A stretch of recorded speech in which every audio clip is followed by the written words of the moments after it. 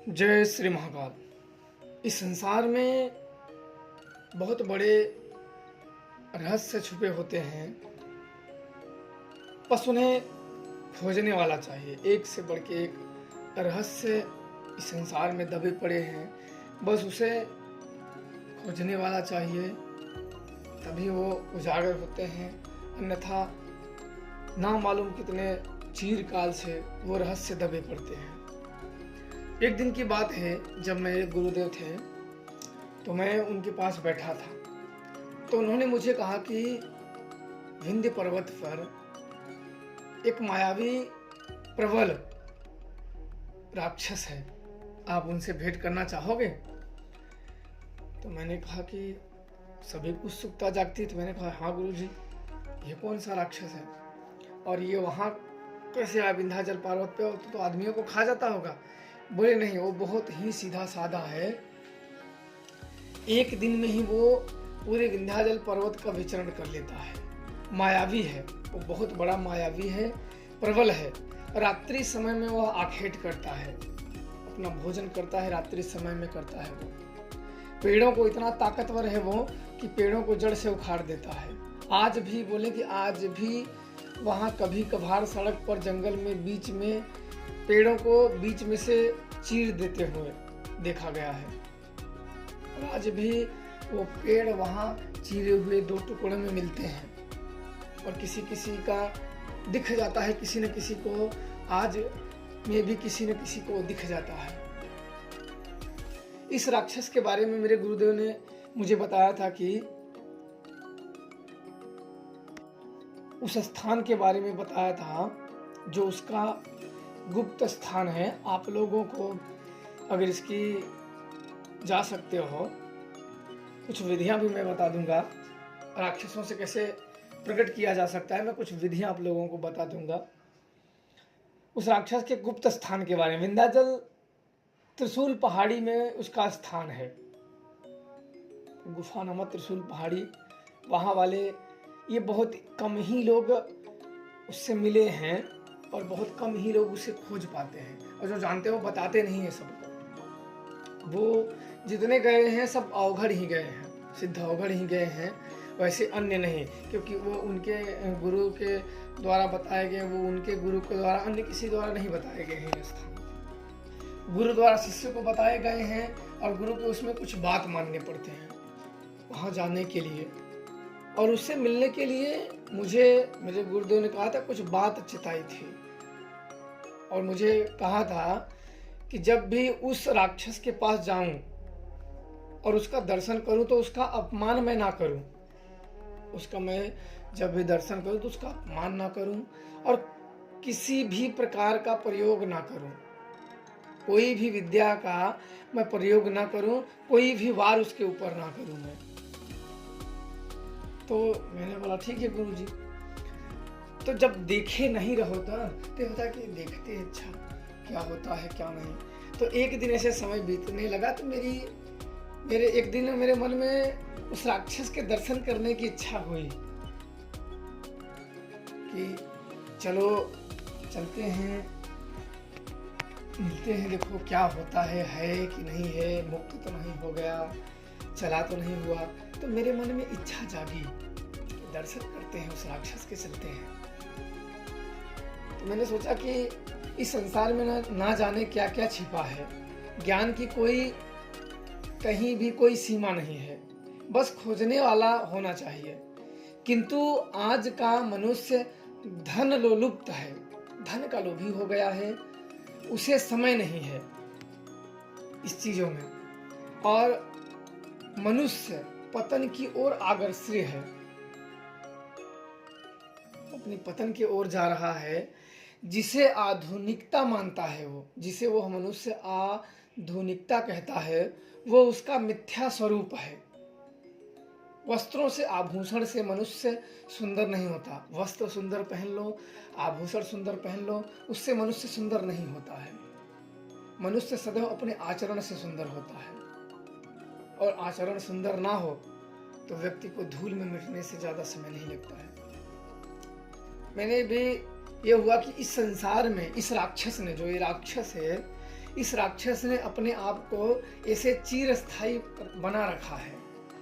तो कमाल की बात है क्योंकि चीर जो लंबे समय तक यहाँ जीना होता है, लंबे समय तक कई हजार वर्षों तक अपने शरीर को बनाए रखना होता है, तो बहुत कमाल की बात होती। कोई प्रेत, कोई बड़ी बड़ी शक्तियाँ जो भूत प्रेत जिन शैतान होते हैं, ये भी नहीं बना पाते हैं, तो चीर स्थान तक बना लिए हैं, तो कमाल की बात है। तो ये हुआ कि एक दिन मेरे मिलने की इच्छा हुई, तो मैं वहाँ से चल दिया, निकला, वहाँ पहुँच गया। 2 घंटे में मैं पहुँच गया आराम से। वहाँ जब एक दिन इससे तैयारी हुई तो वहाँ से मैं पहुँचा विंध्य पर्वत में। और उस पहाड़ी को, जिस पहाड़ी को मेरे गुरुदेव ने मुझे बताया था कि ये पहाड़ी जो, क्योंकि इसके पहले तो मैंने देखा नहीं था, उसका नाम भी मैंने नहीं सुना था। जब देखो, जब तक कोई ना बताए तब तक हम कैसे जानेंगे? ना तो हमें विधियों का ज्ञान है, ना कुछ, तो हम ऐसे बिना मतलब के तो कुछ कर ही नहीं सकते। तो मैं उस पहाड़ियों के, जो त्रिशूल नुमा पहाड़ी मेरे गुरुदेव ने बताए थे, तो मैं वहाँ चल दिया। अब ढूंढते, और समस्या आई थी कि मैं किसी शक्तियों को चला के भी नहीं देख सकता था। हाँ, कुछ संकेत, क्योंकि वैसे भी मैं पहाड़ों का पहाड़ी व्यक्ति हूँ, तो पहाड़ों में वैसे काफ़ी भी दूर से ही देखने से पता चल जाता है, एक अंदाज लग जाता है कि हाँ वो तो क्या है क्या नहीं, कैसी है, वही तो नहीं है। अब वैसे से मेरे को कम से कम 3 से 3.5 घंटा लग गए थे अंदाजन, क्योंकि मैं समय तो नहीं देखा था, पर अंदाजन मुझे 3-3.5 घंटा लग गए थे। तो वो पहाड़ी पे जब गए तो मुझे त्रिशूल नामा वो दिखा। इसके पहले मैंने वो पहाड़ को देखा नहीं था, मैं वहाँ गया ही नहीं था। तो वहाँ देखा कि कंदरा था, अब काफ़ी पुरानी लग रही थी, तो मैंने सोचा यही तो नहीं है वो गुफा। अब वहाँ अंदर तक गया तो थोड़ा सा सकरी गुफा थी, काफ़ी अंदर तक गया तो एक साइड में लाल तरीके का थोड़ा सा अच्छा था, लेकिन वो गुफा देखने के बाद ऐसा लग रहा था हम कि जैसे कोई आता जाता वहाँ ना हो, इंसानों से वो दूर हो, ऐसा वो लग रहा था। तो मेरे गुरुदेव बोले कि जो गुफा का दक्षिण दीवार है वहाँ आपको दीपक जलाना है। मैं तैयारी करके पहले गया था, वहाँ बोले कि लोहे के जो मिट्टी में लगाते हैं या पीतल में कोई लगाता है, तो मेरे गुरुदेव ने कहा था कि लोहे के दीपक में आपको तिल के तेल में और नीम का तेल, ध्यान रखिएगा, राक्षसों में उस विधि में तिल का तेल और नीम का तेल दोनों मिक्स करके जलाना है। और जो बाती होती है वो होती है आग, जो मदार बोलते हैं, कहीं कहीं आग बोलते हैं, उसकी रुई, एक विशेष प्रकार की रुई बनाई जाती है, उसका निकाल लिया जाता है, उसे छाया में सुखाया जाता है। उसे छाया में रख दो, सूख जाए, उसको धूप में ना, उसे छाया में सुखाओ, और उसकी रुई होनी चाहिए, अन्य नहीं। तिल की और नीम की, जो नीम कोरी आती है, नीम का पेड़ आता है, इसके फलों का तेल और तिल का दोनों मिक्स करके, और आक मदार के जो रुई, एक प्रकार की रुई निकलती है उसमें से, उसका बाती बना के वहाँ जलाना था मुझे। मेरे गुरुदेव ने कहा था कि यही ये होगा, वहाँ वो जला लेना। तो मैंने कहा ठीक है गुरुजी। अब वहाँ मैं गया, फिर वहाँ मैंने देख विद्या के मंत्र चलाए, जो किसी भी अदृश्य शक्तियों को दिखाती है विद्या। देख विद्या के, प्रत्यक्ष विद्या के मंत्र, प्रत्यक्ष विद्या मंत्र जपे, वो मंत्र जागृत हो, मंत्र जागृत है उसे चलाएं। और इसके बाद प्राण सुरक्षा मंत्र से मैं सुरक्षित हो गया, ये बहुत ज़रूरी होता है। प्राण सुरक्षा मंत्र से मैं सुरक्षित हो गया, और इसके बाद प्रत्यक्ष विद्या का जाप करने लगा, उसको बुलाने के लिए। आधा घंटा तक मैंने उसी दीपक में मंत्र जपा। मंत्र जपने के बाद फिर सब कुछ जैसे शांत हो गया, एक एक सेकेंड जैसे एक एक घंटा बीतता हो। अचानक से पेड़ हिलने लगे, उनमें वातावरण में से कंपित होने लगा, हिलते हिलते बिल्कुल सब कुछ शांत हो गए। तो मुझे लगा कि वो आ रहा है, पर वो आ गया था, लेकिन वो मुझे दिख नहीं रहा था, क्योंकि प्रत्यक्ष विद्या की जद से वो बाहर था, अब दिख नहीं रहा था मुझे। और मेरे भी एकदम सांसें सीना जैसे धक धक वो तक सुनाई देने लगी थी। इतना माहौल शांत हो गया था और एक एक सेकंड जैसे एक एक घंटे बीत रहा हो, इतना उसका इंतजार। इसके बाद प्रत्यक्ष देख विद्या से भी एक प्रबल विद्या होती है मायावी शक्ति की। उसको मैंने जब चलाया, मैंने हाथ जोड़ के जब मैंने आँख पे उसको मंत्र को घुमाया और फिर आँख खोला तो मेरे सामने ही खड़ा था, कम से कम 60 फीट का वो रहा होगा और हाथ में एक खंडक लिए हुए था।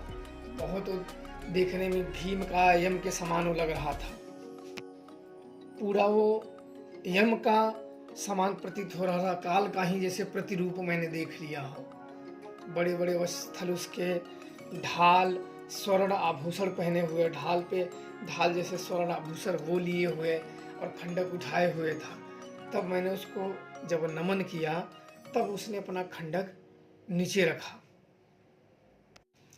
देखने से ऐसा प्रतीत हो रहा था कि बड़े बड़े घोड़ों को तो, हाथियों को तो जैसे बीच में से तोड़ दियो। और तब उसने मुझसे कहा कि तुम्हें यही कहा था, हे मानव, तुम्हें मेरे बारे में किसने बताया?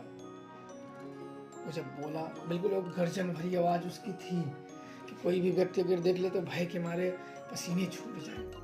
हे मानव, तुम्हें मेरा पता किसने बताया? मुझे किसने बताया? तुम्हें मेरा मार्ग किसने तुम्हें बताया? तो मैंने अपने गुरु का नाम लिया, अपने गुरु को बताया कि मेरे गुरुदेव ने आपका बताया। उसने एक बात और बताई थी कि मैं मानवों से दूर रहता हूँ, इसलिए अदृश्य वास करता हूँ। वो अदृश्य रूप में वहाँ वास करता है और मानवों से दूर रहता है वो। मैंने कहा अच्छा। पर उसने कहा कि जो तुम्हारी तामसिक विद्या है वो पूर्ण है। उस मंत्र के नाद मुझे सुनाई दिए थे, इसलिए मैं आया हूँ। तो मैंने उसे हाथ जोड़े और बोला, मैं धन्य हुआ आपका दर्शन करके।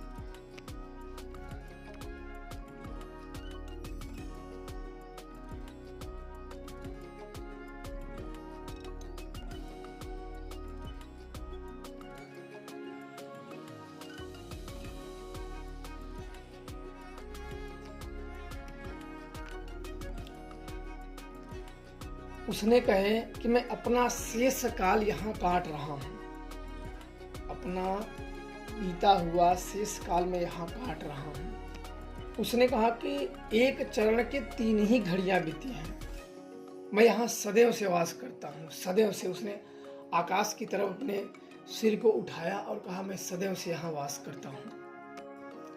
आज भी वह राक्षस विंध्याचल पर्वत पे वास करता है, विंध्य क्षेत्र में विंध्य पर्वत पे वो वास करता है और अदृश्य रूप में वास करता है।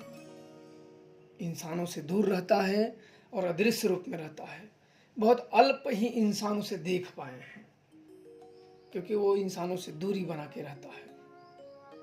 अब उसका पूजा का समय हो चला था तो उसने अभय मुद्रा, मैं भी वहाँ हाथ जोड़े आशीर्वाद के लिए।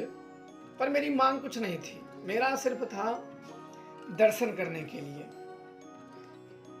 हम इंसान एक सीमित आयु तक जीते हैं, इस सीमित आयु में क्या लालच करोगे? दर्शन कर लिए, सौभाग्य प्राप्त हुआ, उतना ही बहुत है इस संसार में, उतना ही बहुत है। भविष्य में अगर आप लोगों को वहां जाना हो तो आप ऐसी पहाड़ियों को ढूंढ लें। मैंने उसका नाम नहीं बताया है किस्मत, क्योंकि वो मानव से दूर रहता है। मैं अपना नाम उसमें नहीं आने देना चाहता क्योंकि वो कोई व्यक्ति ऐसा होगा अपने लुलुप्त या अपने दुख के कारण वहां जाए तो वो अगर क्रोधित हो गया तो कुछ भी हो सकता है। और वो पूजा भी जब जाने लगा तो किसी का पूजा करने का समय होने वाला था, तो पता नहीं वो किसका पूजा करता है। देवी का करता होगा क्योंकि वहाँ की आदिशक्ति माँ विंध्यवासिनी है, हो सकता है उनका गया होगा करने के लिए। पर ये होता है कि आज भी ऐसे ऐसे छुपे होते हैं रहस्य कि लोग कुछ ढूंढ पाते हैं, कुछ अभी भी रहस्य बने हुए हैं। आज भी ऐसी शक्तियां विचरण करती हैं गुप्त स्थानों पे, जो प्रत्यक्ष रूप में, अप्रत्यक्ष रूप में, पर मानवों से सदैव दूर रहना चाहती हैं। तो आप लोग जरूर ऐसे विंध्य पर्वत ऐसे भी सिद्धियों का, साधुओं का मुख्य स्थान रहा है। यहाँ गुप्त रूप से सात्विक भी साधु तांत्रिक साधना करते हैं, तंत्र साधना।